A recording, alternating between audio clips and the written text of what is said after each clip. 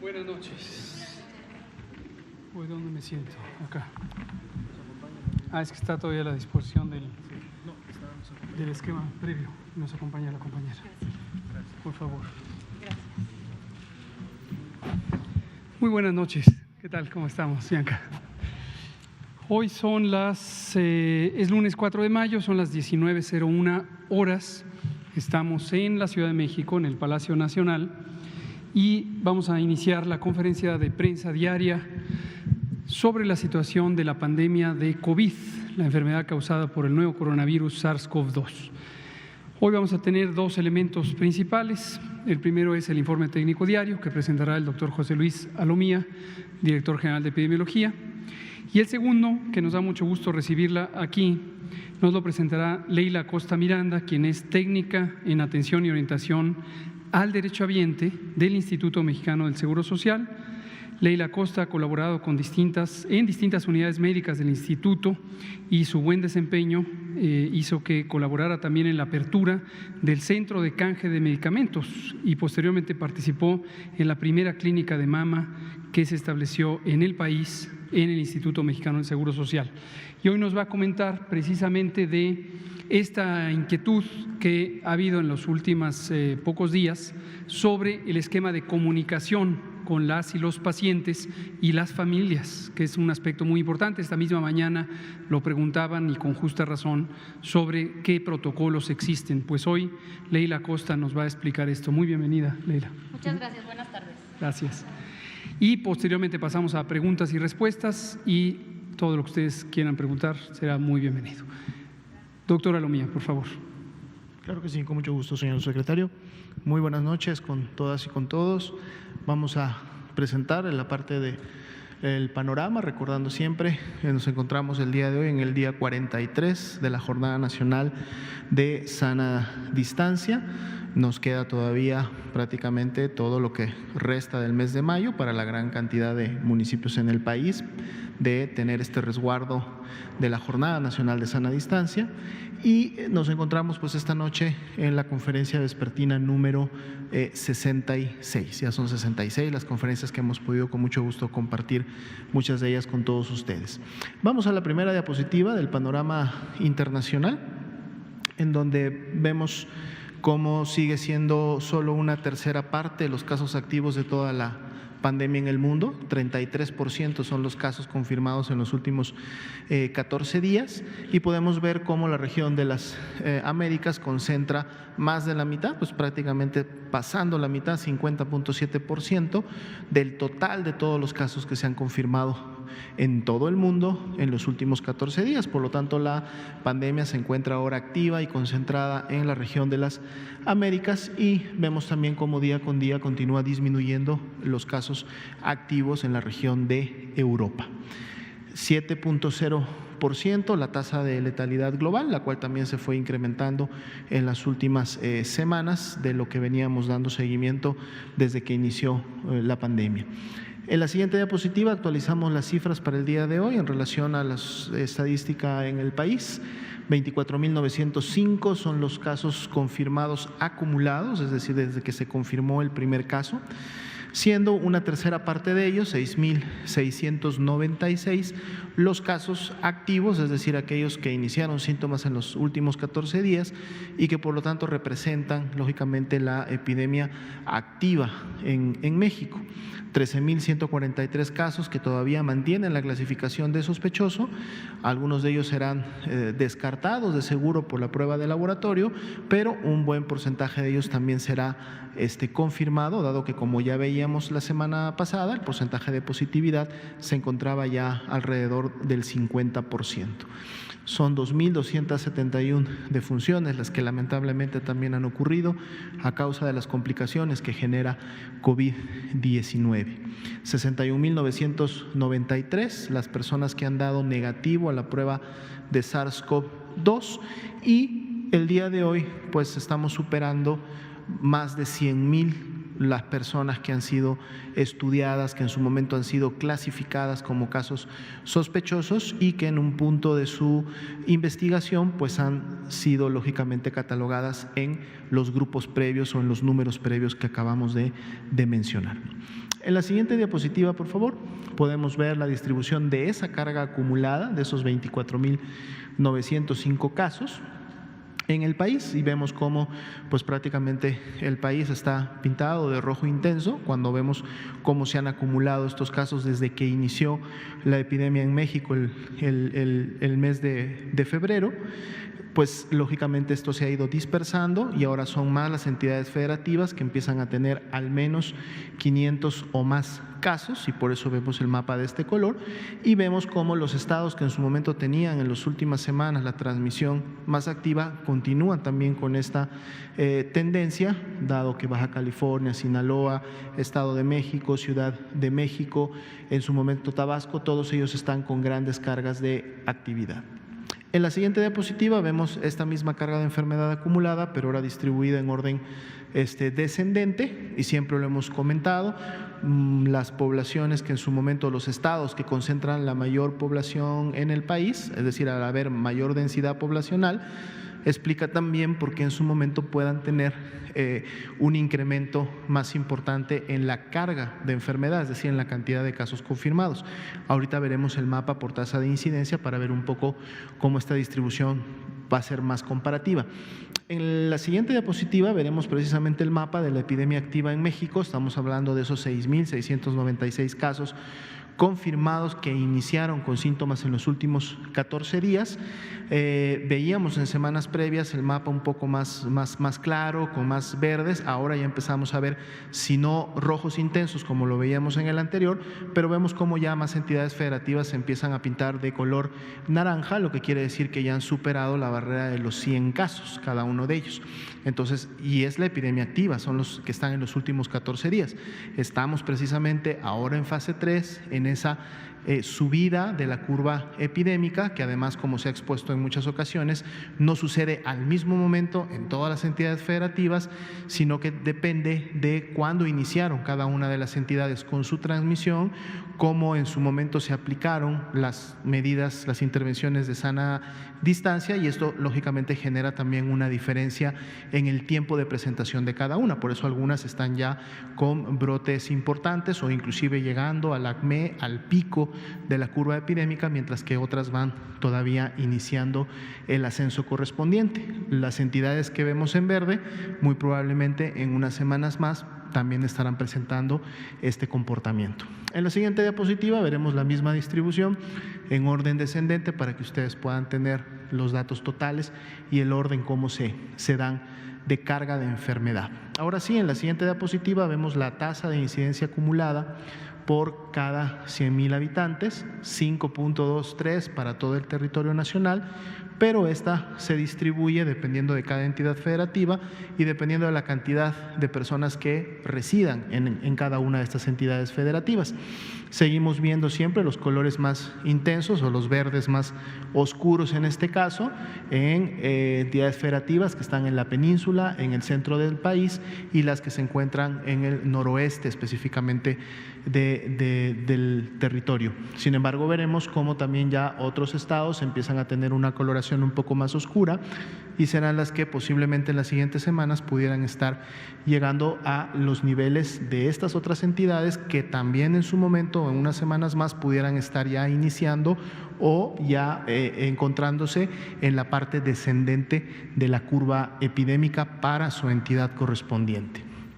En la siguiente diapositiva vemos también cómo en su momento se ordenan de manera descendente por tasa de incidencia, tasas de incidencia que van desde un 20 por 100,000 habitantes hasta entidades federativas que todavía tienen una transmisión muy baja, que están ligeramente bordeando el 1 o el 2 por cada 100,000 habitantes de su entidad.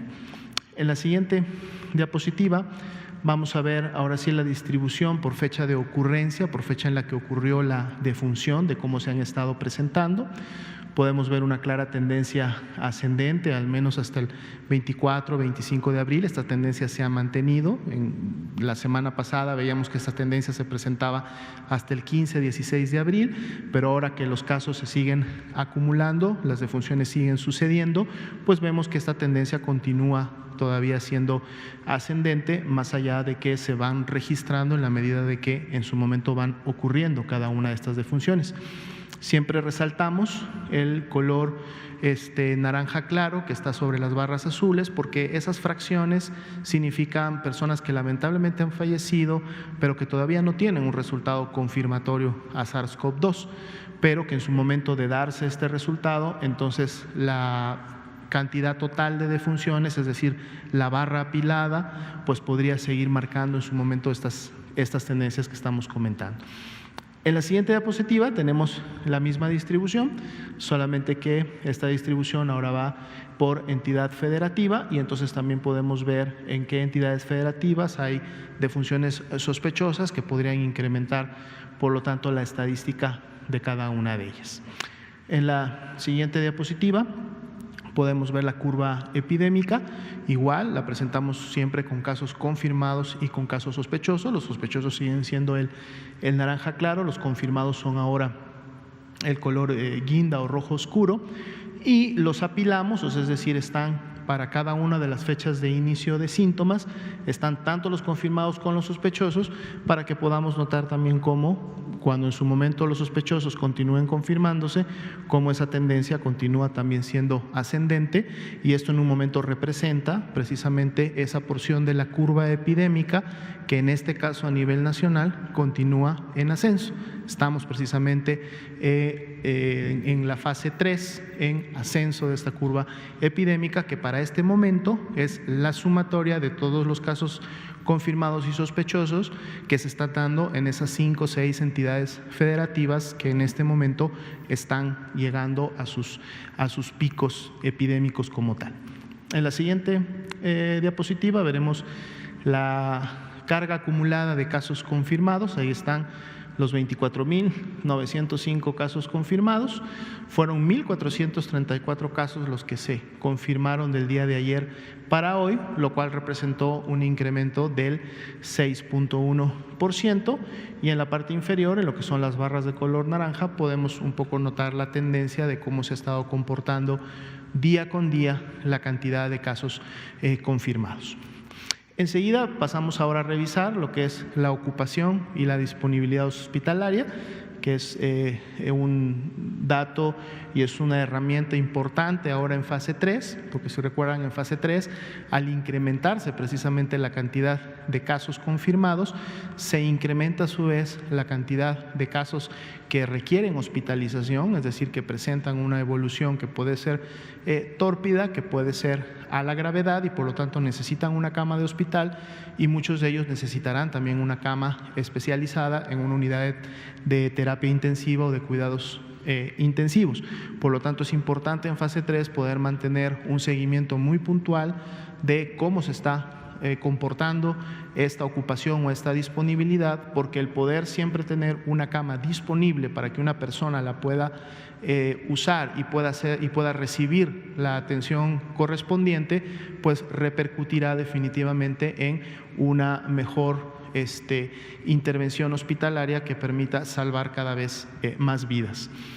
En el corte del día de ayer, recordando que estos son cortes completos, es decir, desde las 00 horas de un día hasta las 23:59 de ese mismo día, este es el corte del 3 de mayo precisamente, y en el corte del 3 de mayo el reporte dice que existían 13.387 camas disponibles para hospitalización de pacientes con infección respiratoria aguda grave que no necesitaban todavía un ventilador. Estamos hablando de camas de hospitalización general, pacientes que sí han tenido algún signo de alarma, alguna complicación, pero que aún así todavía la función respiratoria está bien, está conservada, y entonces pueden ser atendidos en una cama de hospitalización general.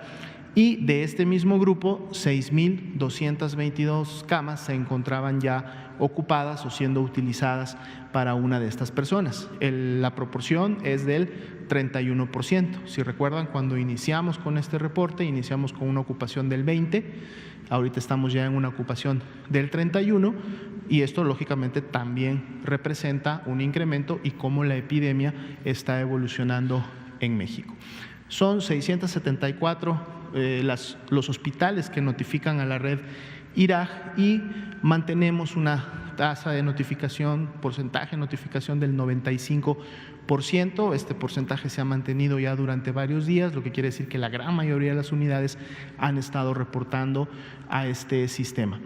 Ese 31%, en la siguiente diapositiva, vamos a verlo distribuido en toda la República y para cada una de las entidades. Aquí al fondo, en la última barra de la derecha, ahí tenemos el 31% que estábamos mencionando en la diapositiva anterior, que es lo nacional. Pero entonces ahora, dependiendo de cada entidad federativa, vean cómo cambia el porcentaje de ocupación. La Ciudad de México vuelve a tener un incremento nuevamente del día de ayer, ahora es del 69%. Es decir, la gran cantidad de sus camas para hospitalización general ya se encuentran ocupadas, y lógicamente este porcentaje se va a mover en función de las altas que se estén dando, es decir, las personas que dejen de ocupar esas camas, pero más importante, las personas nuevas que llegarán con una infección respiratoria aguda grave, y si ese balance no es el ideal y son más las que van llegando, pues lógicamente el porcentaje se irá incrementando.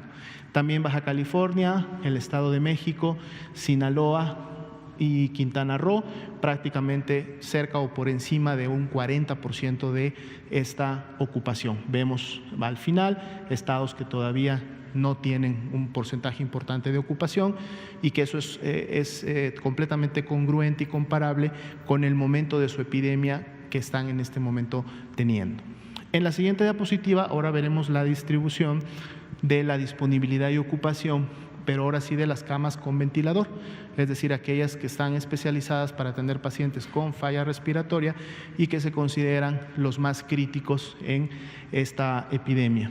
Ciudad de México, 61% de ocupación, Sinaloa 58%, Baja California 48%, Estado de México 44%. Serían esos cuatro las entidades federativas que están por encima del 40% de su ocupación y que además han estado incrementándose en los últimos días, recordando que son precisamente estos estados los que en este momento se encuentran, como decíamos al principio, y comparándolos también con los mapas y con las otras barras, si recuerdan, son los mismos estados que en su momento tienen la mayor tasa de incidencia, la mayor carga de enfermedad y por lo tanto también la mayor ocupación. Entonces todos estos sistemas se complementan y ayudan en el día a día a poder estar tomando las decisiones que se requiere para que la población pueda atender la atención necesaria.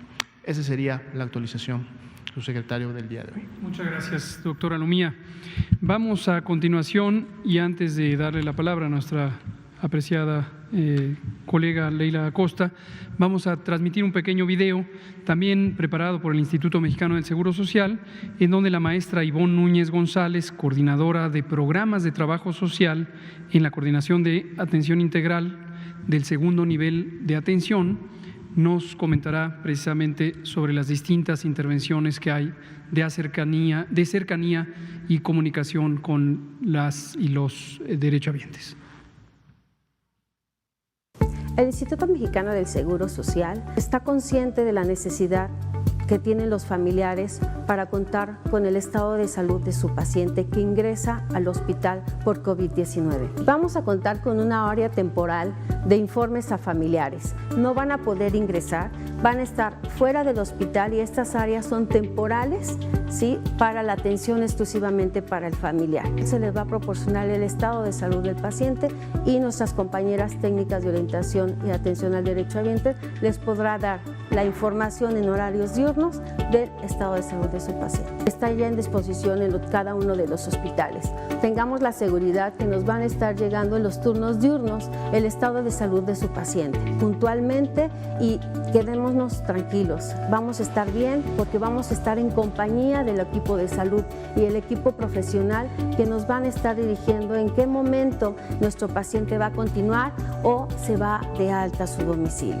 El IMSS está contigo y te va a estar acompañando en cada momento, y ten la seguridad que los profesionales de salud están muy al pendiente de que tengas toda la información que tú necesitas, que tú quieres, para que también estés tranquilo en tu domicilio. Gobierno de México. Gracias, maestra Ivonne Núñez González. Le pedimos ahora sí a nuestra compañera Leila Acosta si nos comenta. Muy buenas tardes. Mi nombre es Leila Acosta Quiero usar Miranda. el micrófono. Gracias. Porque va la grabación. Mi nombre es Leila Acosta Miranda. Yo estoy en el Hospital Regional número 1 en la Ciudad de México, en la Colonia del Valle. Soy técnica en atención y orientación al derechohabiente. Los usuarios nos conocen como TAOT porque es la abreviación de nuestra categoría, técnicas en atención y orientación al derechohabiente. Nosotros somos el enlace entre la unidad médica y los usuarios. Buscamos atender de manera pronta, eficiente y oportuna todas las solicitudes de las cuales ellos nos piden. Hacemos peticiones, hacemos gestiones, otorgamos información y hoy por hoy el Instituto Mexicano del Seguro Social ha creado mecanismos de información basándose y respaldándose en la tecnología para que por medio de estos los usuarios o los familiares de pacientes COVID puedan tener acceso a esa información. Nosotros manejamos diversos protocolos como son los de buen trato, mucha capacitación sobre ahora el COVID-19.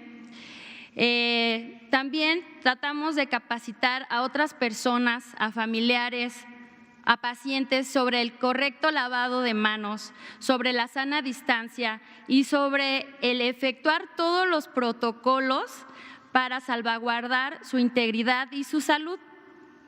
El IMSS ha generado 3 mecanismos muy importantes con los cuales los usuarios o los familiares de pacientes COVID-19 pueden acercarse y contar con ellos.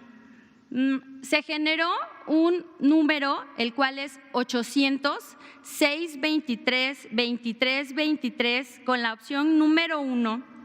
De esta forma, el familiar podrá llamar a ese número y recibir la información en tiempo oportuno, veraz, de su familiar. Repito, 800-623-2323, opción número 1. También tenemos la forma de canalizar esa información vía correo electrónico. El instituto generó el correo electrónico que se escribe como atender, pero sin la segunda E, atender, atender sin la segunda E, @ims.gov.mx. Repito, atender como atender sin la segunda E, @ims.gov.mx. También se han designado unas áreas temporales en donde los familiares podrán acudir. Estas áreas están afuera de las instalaciones del hospital y de manera organizada pueden pasar a nuestra área de atención y orientación al derechohabiente para solicitar información sobre su paciente. Pero lo ideal es que usted desde su casa se pueda comunicar como familiar con nosotros vía email o vía telefónica para que de esa forma salvaguardar su salud y la de los ciudadanos. Así también les recordamos que salvaguardar la salud del personal que labora con nosotros. Es muy importante todo esto y que usted siga manteniendo el esquema de quedarse en su casa. En algunos casos, por ejemplo, con las personas o los menores de edad, lo que se está haciendo es que se designa un tutor o el padre para que pueda acudir al hospital y estar cercano a su familiar menor de edad. ¿Qué se hace? Se le da un equipo personal de protección, se le muestra y se le enseña cómo usarlo, cómo desecharlo y cómo mantenerse seguro y resguardado dentro de estas mismas instalaciones. Las personas nos conocen, nos reconocen. Normalmente nosotros estamos así, yo vengo tal cual de mi hospital con mi uniforme, ese es mi uniforme azul marino, mi camisa blanca y utilizamos estas mascadas. Pero en este momento de contingencia, las mascadas no las estamos utilizando porque estas pueden generar un nido de infección. Estamos utilizando únicamente nuestra camisa blanca y nuestro chaleco azul. Las personas pueden acercarse con nosotros, pueden llamarnos. Nosotros siempre estamos para servirles, siempre apegadas al protocolo del buen trato. Somos esa mano amiga, esa cara amable del instituto. Estamos en las entradas de todos los hospitales de contingencia, todos los hospitales COVID-19. Nuestro módulo está siempre en la entrada principal, caracterizado por el color verde con blanco. Estamos siempre para servirles, para ayudar a los usuarios, a la población, a la ciudadanía. Muchas gracias. Muchas gracias, Leila Costa Miranda, técnica en atención y orientación al derechohabiente en el Instituto Mexicano del Seguro Social. Vamos a abrir ahora preguntas y respuestas. Bianca Aguirre, Notimex, adelante, por favor. Blanca Valadez. Gracias, buenas noches. Usted. Por favor, pues obviamente esta semana pues es muy difícil, viene el pico más alto de contagios. Quiero saber, por favor, doctor, qué va a pasar a nivel nacional. Obviamente del 6 al 10 de mayo se van a tomar nuevas medidas y es que hoy no sé qué pasó, pero al menos en la Ciudad de México se vio muchísima gente, ya lo comentaban en la conferencia anterior, muchísima gente también en los bancos afuera. ¿Qué va a pasar? Muchas gracias. Muchas gracias, Bianca Aguirre de Notimex. Efectivamente, esto nos da la oportunidad de recordar que la Jornada Nacional de Sana Distancia es un paquete de intervenciones destinadas a reducir la cantidad de contagios de esta enfermedad COVID, esta enfermedad que se transmite por vía respiratoria cuando hablamos, estornudamos, tosemos, gritamos o cantamos y estamos demasiado cerca de otra persona que puede estar en capacidad de ser contagiada. La persona que tiene la infección, que tiene la enfermedad COVID, si proyecta sobre otra persona las secreciones respiratorias que salen por nariz, por boca principalmente, y que llevan los virus, pueden llegarle a la otra persona en ojos, nariz y boca y entonces causarle el contagio. También se transmite por las manos. Cuando estornudamos en las manos, achú, en vez de hacerlo sobre el ángulo del codo, esta mano se queda contaminada con los virus y si se la damos a otra persona, esa persona se lleva los virus a la mano y al tocarse los ojos, la nariz o la boca, se lleva los virus.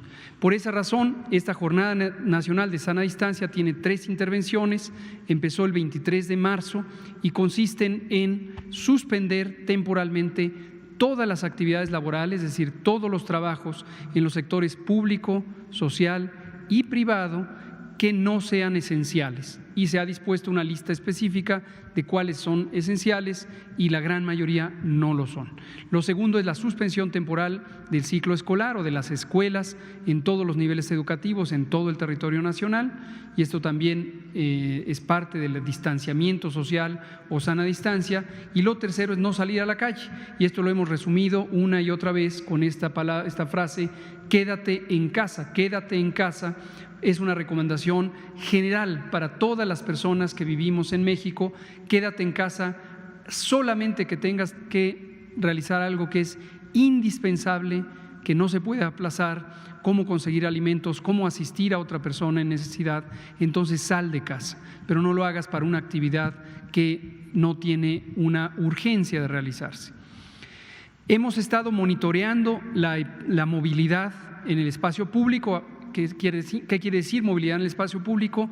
Que las personas salgan de su casa y se movilicen, ya sea en auto, en transporte público o caminando, en la calle, en las plazas públicas, en puntos de reunión que pudieran todavía permanecer abiertos, incluso en casa de familiares o amigos. Con solo movilizarse, desplazarse y encontrarse con otras personas pueden contribuir a la transmisión. Y finalmente, ¿cuál es lo que no queremos que ocurra? Que al tener esta movilidad en el espacio público existan más contagios. Estamos efectivamente en la fase crítica, la fase más alta de la transmisión, en donde estamos teniendo una cantidad muy grande de casos nuevos todos los días. Los casos nuevos que documentamos hoy se originaron en contagios de la semana pasada, porque el periodo de incubación de este virus es de, en promedio, 7 días. La movilidad que veamos hoy se va a presentar como casos de la siguiente semana. Entonces, todo lo que hagamos hoy es para beneficiar a lo que ocurra mañana, pasado mañana, dentro de una semana. La capacidad instalada de los servicios de salud, esto es decir, cuántas camas, cuántos ventiladores, cuánto personal existe en las unidades de salud, particularmente las hospitalarias, es una capacidad limitada. En la fase de preparación, que para México empezó desde el 15 de enero, tomamos una ruta, un plan de expansión de capacidades, y esta expansión de capacidades se basa en la reconversión hospitalaria. Esto quiere decir reorganizar físicamente los hospitales, dotar de nuevos espacios para el uso de camas de terapia intensiva en zonas de hospitalización general, cancelar o posponer las cirugías y los procedimientos no prioritarios que pueden esperar sin poner en riesgo, desde luego, la seguridad, la salud y la vida de las personas, pero para que haya espacios disponibles para la atención de COVID. Y llegado a este punto, también se han instalado espacios temporales, en algunos casos con la colaboración del sector privado, como esta unidad que existe en la Ciudad de México, en la zona norte, es un espacio temporal. También el Instituto Mexicano del Seguro Social está procediendo a la instalación de un espacio semejante en el Autódromo de la Ciudad de México, y asimismo también se firmó un convenio con el sector privado a través de la Fundación Mexicana para la Salud para que los y las pacientes, en principio del Instituto Mexicano del Seguro Social, pero pueden también acudir pacientes no derechohabientes o derechohabientes de las otras instituciones de seguridad social que tienen ciertas enfermedades de alta frecuencia, se puedan atender en instalaciones privadas sin costo, porque las instituciones a las que tienen derechohabiencia pagan en una tarifa fija que fue pactada y fue acordada en este convenio. Todo esto nos ha permitido más que duplicar la capacidad instalada. Esta es la que informamos precisamente en lo que acaba de señalar el doctor Alomía, y tenemos en algunos casos en las ciudades más afectadas, concretamente la Ciudad de México, una reserva que está en el 30%, en otras entidades existe hasta el 60%, y a nivel nacional tenemos una ocupación todavía limitada, todavía hay reserva. Entonces, ¿qué va a pasar en las siguientes semanas? Que se va a seguir presentando este patrón de gran cantidad de casos. En algunas situaciones puede ser que se vea rebasada la capacidad de un hospital en concreto, y hemos instaurado los mecanismos para que se redistribuyan los pacientes. El viernes pasado, con el director del Instituto Mexicano del Seguro Social y la jefa de gobierno de la Ciudad de México, la doctora Sheinbaum, explicábamos que el IMSS abrió sus puertas para que temporalmente y con base en su ley pueda recibir a pacientes no asegurados durante esta fase crítica de la contingencia. Entonces, esto es lo que pasa, y la recomendación sigue siendo la misma: quédate en casa, no contribuyas a que te contagies ni que tú contagies a los demás. Implementar nuevas medidas, además de quédate en tu casa, es decir, destaco mucho, sigue habiendo mucha movilidad por parte de la gente, no entienden que deben de quedarse en casa. Sí, yo no diría necesariamente que no entiendan, y aquí quiero hacer un reconocimiento y un señalamiento de agradecimiento a la población, al pueblo de México, por su enorme capacidad de responder ante un reto como este con disciplina, con entrega, con solidaridad. No olvidemos, esto lo hemos dicho también desde el principio, México es un país que tiene condiciones sociales y económicas adversas. Es un país donde la mitad de la población vive en condiciones de pobreza. Entonces, lo que vimos en algún momento por las noticias, lo que ocurrió en los países europeos, en donde se usó la fuerza pública como un mecanismo de coerción para inducir a que los ciudadanos se quedaran en casa, desde el principio nos pareció inconveniente en México. Lo hemos dicho, lo seguimos diciendo, aún en este momento de mayor transmisión, no tenemos plan alguno de militarizar la respuesta de salud pública.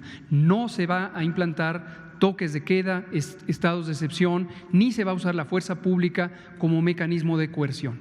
Las intervenciones de salud pública que diseñó el Gobierno de México fueron cuidadosamente analizadas para que restringieran las actividades que hacen que las personas salgan de casa.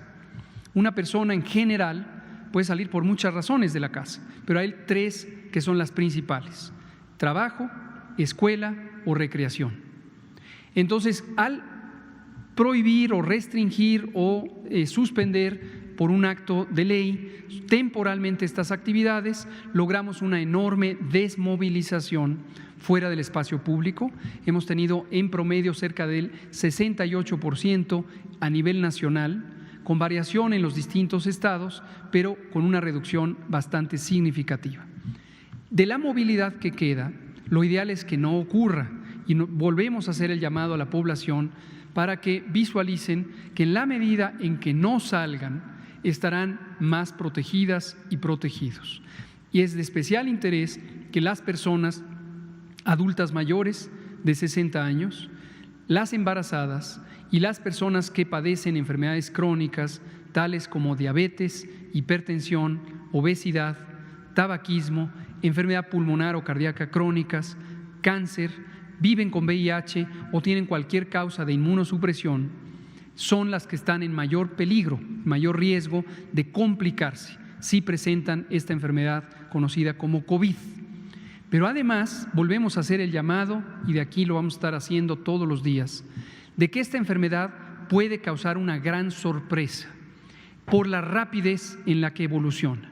Puede ser que hoy por la mañana una persona tenga las primeras manifestaciones, que tenga fiebre, tos, dolor de garganta, dolor de cuerpo o de articulaciones, malestar general, escurrimiento de la nariz, enrojecimiento de los ojos, que son los signos más comunes del COVID.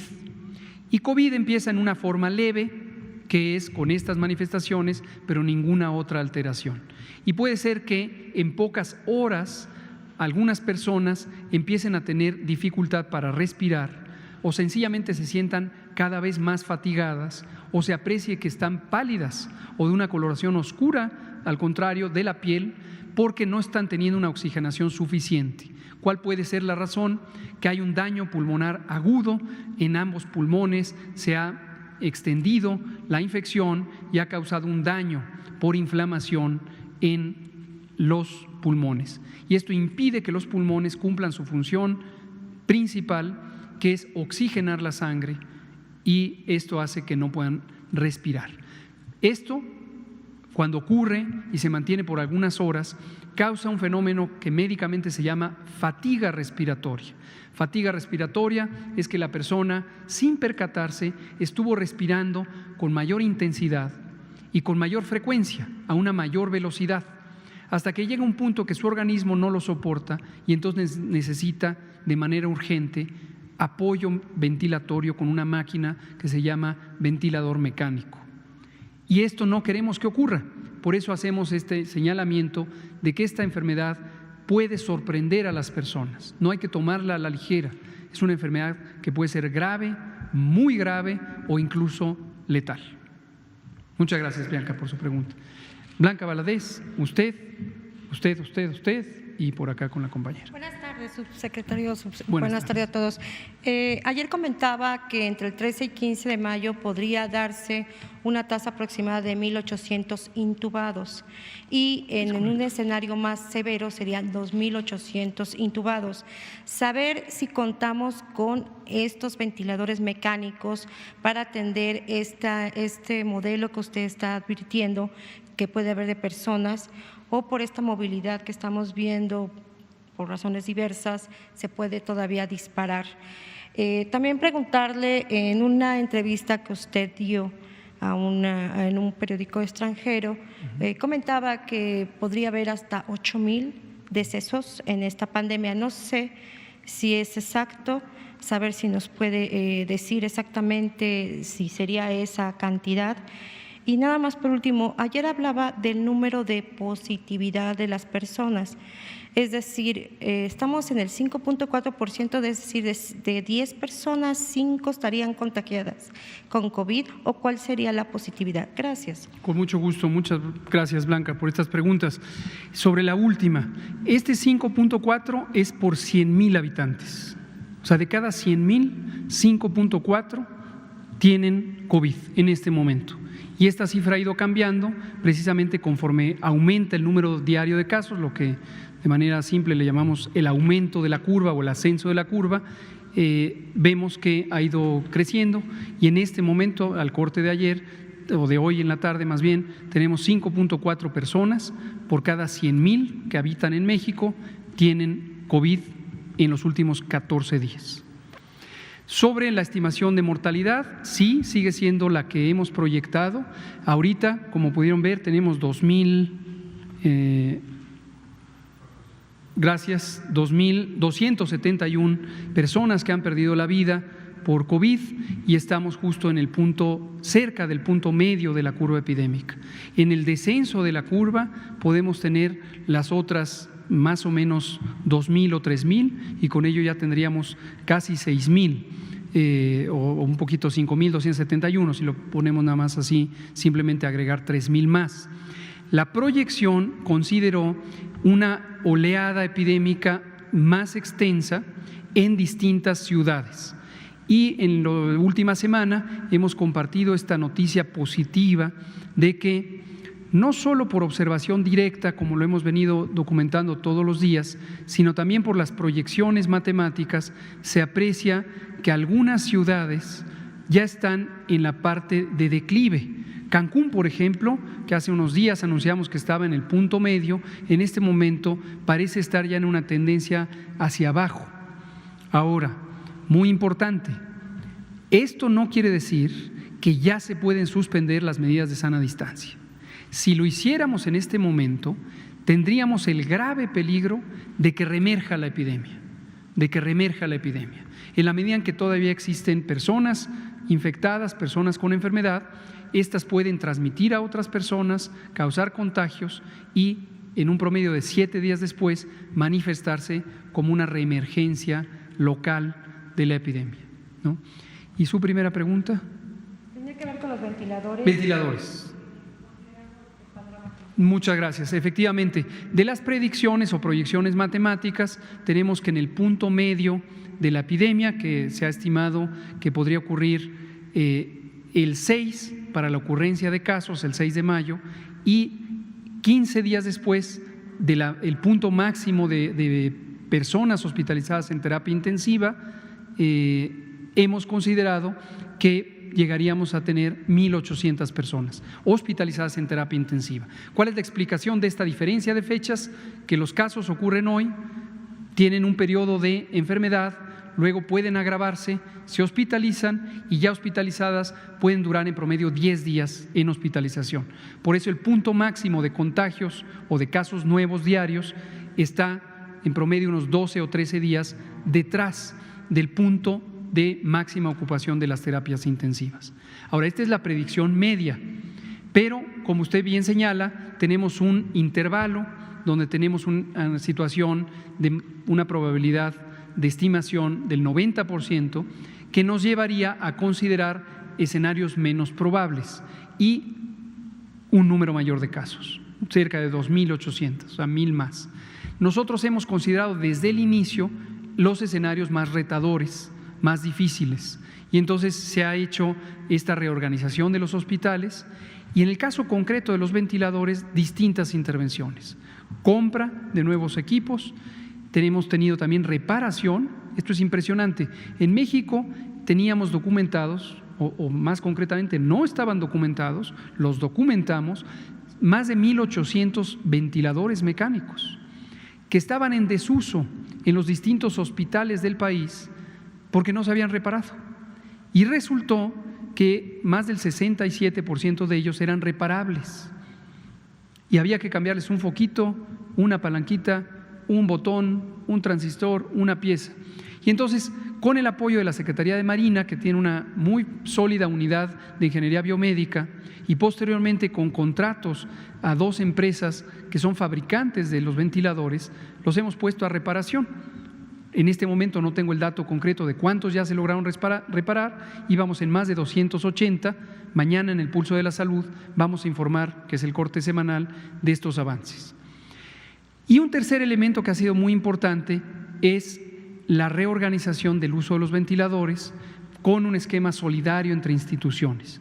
Por ejemplo, hasta hace unos días, el viernes en concreto, la Coordinación de Institutos Nacionales de Salud, el doctor Gustavo Reyes Terán, su titular, comentaba que se necesitarían 150 ventiladores en los institutos y hospitales federales para que pudiera culminar otro ciclo de reorganización hospitalaria.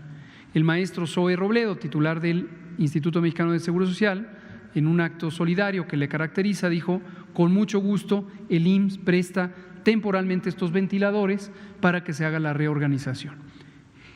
También esto, la buena noticia de que la epidemia se presenta en parches y no en forma uniforme en todo el territorio, nos ha permitido redistribuir, principalmente en las instituciones nacionales de salud, ventiladores desde ciudades que en este momento no los necesitan y que tenemos además predicciones de cuándo podrían necesitarlos.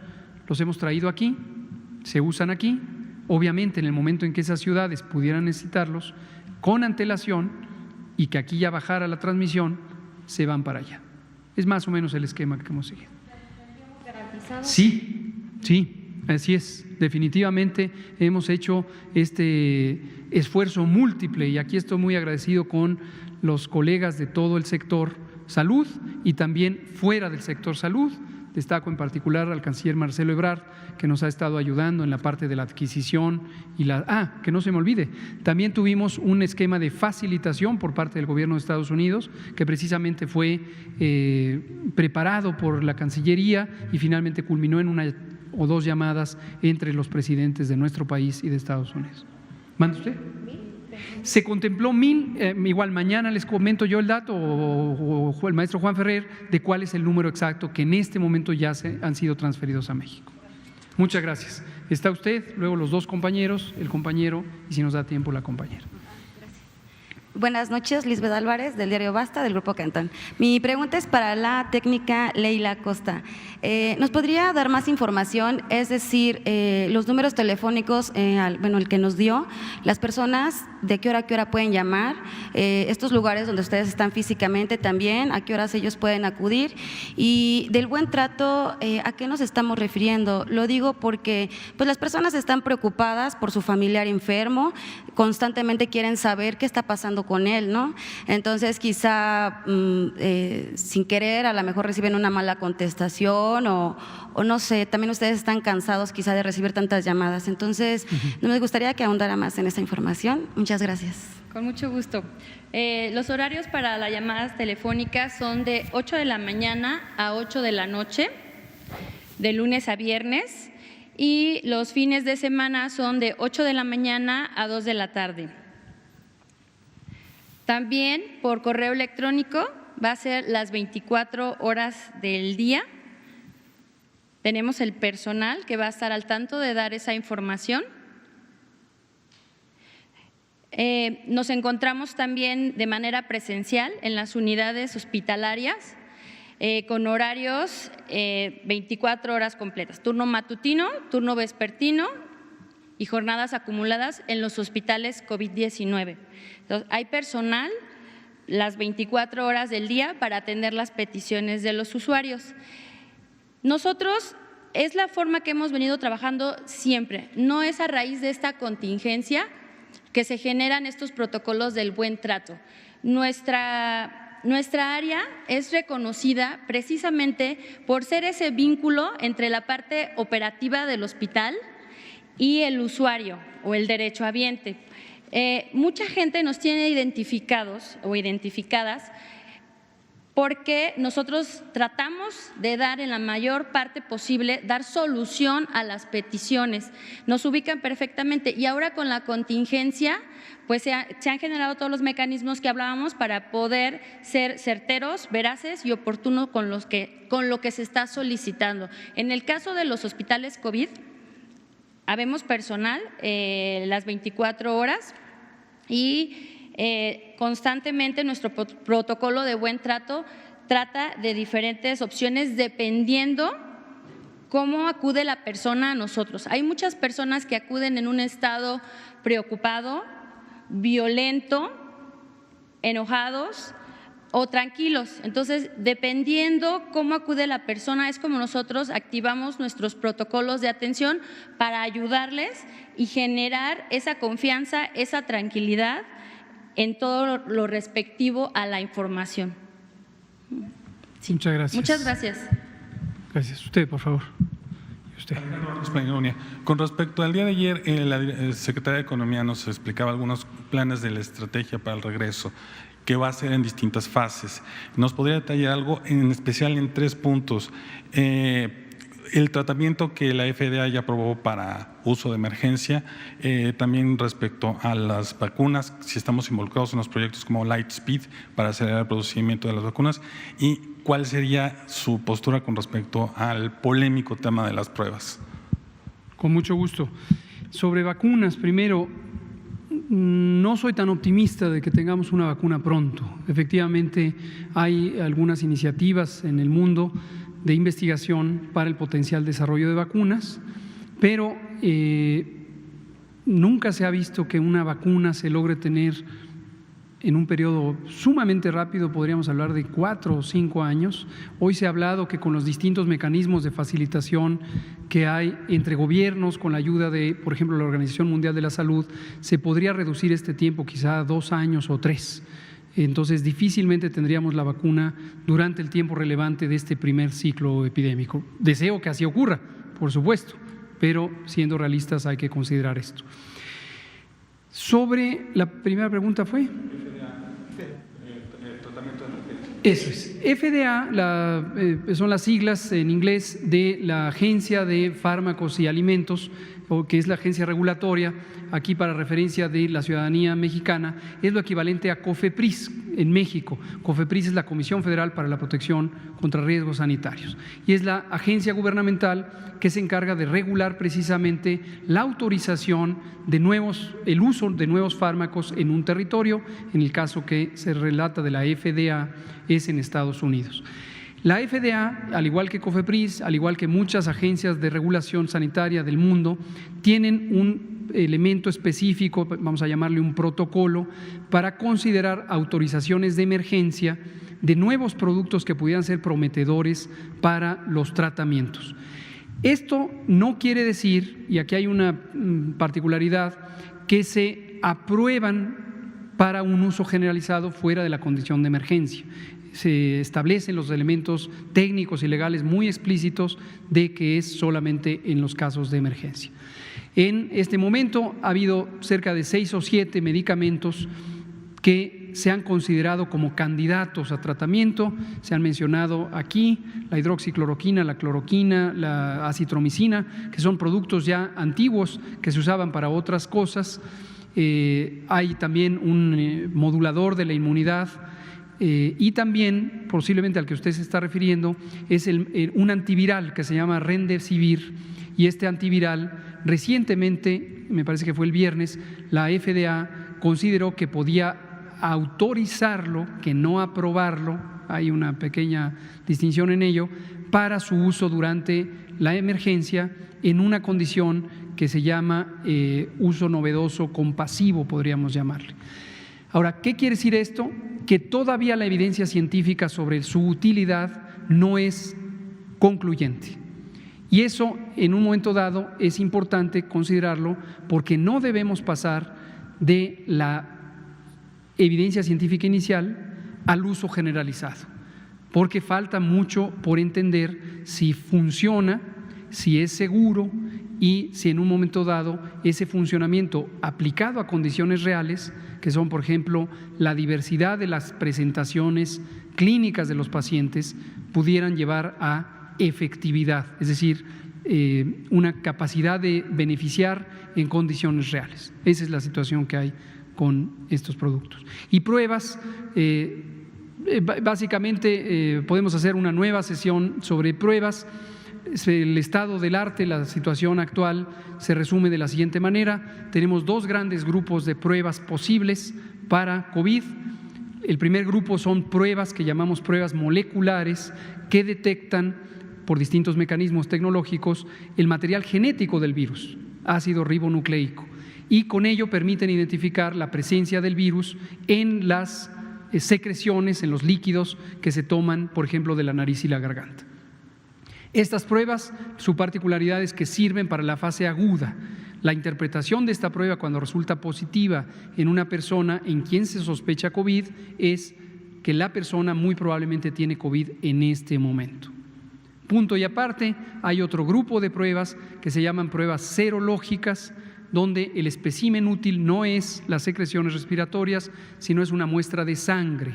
En la sangre, la parte líquida se llama suero y este suero se analiza para detectar anticuerpos contra el virus. Estos anticuerpos son la respuesta inmune o son parte de la respuesta inmune, la respuesta de defensas del organismo humano ante la infección. ¿Cuál es la utilidad de estas pruebas? Documentar la historia de infección en una persona que muy probablemente en el momento en que ya tenga anticuerpos ya superó la infección. Ahora, la gran utilidad de esto es que en su momento nos va a permitir reconocer cuántas personas de la población, o más exactamente qué porcentaje de la población pudo haber tenido la infección y deseablemente desarrolló anticuerpos, y si estos anticuerpos son protectores, saber que está protegida. Ese es gruesamente el tema de las pruebas. Nos da tiempo para una corta pregunta última. Son las 19:56. Por favor. Pablo Pérez, de Verificado. Y usted va a quedar pendiente. Hablando de este proceso de regreso escalonado, durante este tiempo se volverá al modelo de vigilancia centinela y de ser así, de detectarse un resurgimiento de contagios en alguna región o estado, ¿a qué medidas se tomarán en consecuencia? Y si esto será dirigido desde la Secretaría de Salud o habrá algún tipo de independencia o toma de decisiones de los estados también. Muchas gracias, Pablo. Creo que son preguntas muy importantes. Efectivamente, en el cambio entre la escalada o el ascenso de una epidemia, pasamos de la fase 1 a la fase 2 y luego a la fase 3.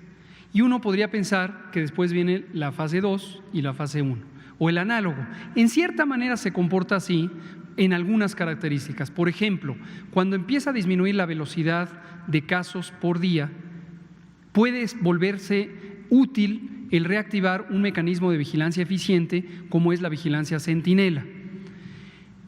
Y también cuando ya se está en la fase final puede ser útil regresar a las herramientas de contención centradas en casos. Entonces, en cierta manera hay una simetría entre el ascenso y el descenso. Sin embargo, cuando ya se ve en el conjunto del país, son escenarios diferentes, porque, por ejemplo, en el inicio de la curva, en nuestro escenario 1, no teníamos circulación del virus en México.